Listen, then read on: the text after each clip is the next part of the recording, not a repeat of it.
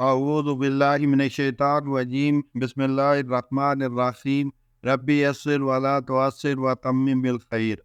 سب سے پہلے آپ سے ریکویسٹ ہے کہ اگر آپ نے اس چینل کو ابھی تک لائک نہیں کیا، سبسکرائب نہیں کیا، تو اسے سبسکرائب، لائک اور شیئر کریں اور بیل آئیکن لازمی پریس کریں تاکہ آپ کو ہر نئی آنے والی ویڈیو کا نوٹیفیکیشن موصول ہو سکے۔ جزاک اللہ۔ آج میں جس موضوع پر بات کروں گا وہ ہے پڑوسی کے شر سے بچنے کا 90 نسخہ۔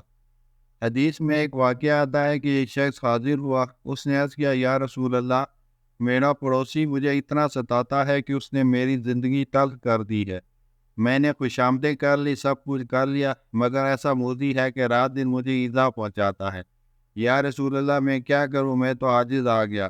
فرمایا، میں تدبیر بتلاتا ہوں، وہ یہ کہ سارا سامان گھر سے نکال کر سڑک پر رکھ دے، وہ سامان کے اوپر بیٹھ جا، اور جو آ کے پوچھے کہ بھائی گھر کے ہوتے ہوئے سڑک پر کیوں بیٹھے ہوئے ہو، کہنا پڑوسی ستاتا ہے۔ اللہ کے رسول صلی اللہ علیہ وسلم نے کہا کہ بھائی گھر چھوڑ دو، اس واسطے میں نے چھوڑ دیا۔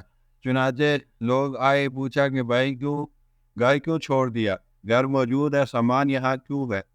اس نے کہا، جی کیا کروں، پڑوسی نے ستانے میں انتہا کر دی۔ اللہ کے رسول صلی اللہ علیہ وسلم نے کہا کہ بھائی گھر چھوڑ دے، تو جو سنے وہ کہے، لعنت اس پڑوسی کے اوپر جو آ رہا ہے، واقعہ سن رہا ہے، لعنت لعنت کرتا ہے۔ مدینے میں صبح سے شام تک ہزاروں لعنتیں اس پر ہوئی، لعنتوں کی تسبیح پڑھی جانے لگی۔ وہ پڑوسی موذی عاجز آیا، اس نے آگے ہاتھ جوڑے اور کہا، خدا کے واسطے گھر چل، میری زندگی تو تباہ و برباد ہو گئی، اور میں وعدہ کرتا ہوں کہ عمر بھر اب کبھی نہیں ستاؤں گا، بلکہ تیری خدمت کروں گا۔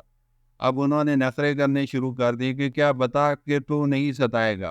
اس نے کہا، حلف اٹھاتا ہوں کبھی نہیں ستاؤں گا۔ البتہ اسے گھر میں لایا، سارا سامان خود رکھا، اور روزانہ ایذا پہنچانے کے بجائے خدمت شروع کر دی۔ تو تدبیر کار حضور صلی اللہ علیہ وسلم نے یہ تدبیر عقل سے بتلائی تھی، وحی کے ذریعے سے نہیں۔ تو پیغمبر عقل مند بھی اتنے ہوتے ہیں کہ ان کی عقل کے سامنے دنیا کی عقل گرد ہوتی ہے، اور اس کی وجہ یہ ہے کہ عقل اللہ سے تعلق قوی ہونے کا نام ہے۔ اللہ سے تعلق ہوگا تو دل کا راستہ سیدھا ہوگا۔ عقل مندی یہی ہے کہ آخر تک کی بات آدمی کو سیدھی نظر آ جائے، اور وہ بغیر تعلق مع اللہ کے نہیں ہوتی۔ تعلق اللہ سے نہ رہے تو پھر آدمی عقل مند بنے، وہ عقل نہیں، چالاکی وہ عیاری ہوتی ہے۔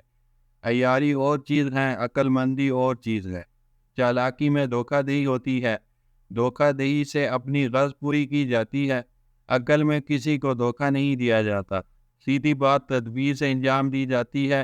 تو انبیاء علیہ السلام کی نسبت اللہ سے کس کا تعلق زیادہ مضبوط ہو سکتا ہے؟ تو ان سے زیادہ عقل بھی کسی کی کامل ہو سکتی ہے۔ وآخر دعوانا الحمد للہ رب العالمین۔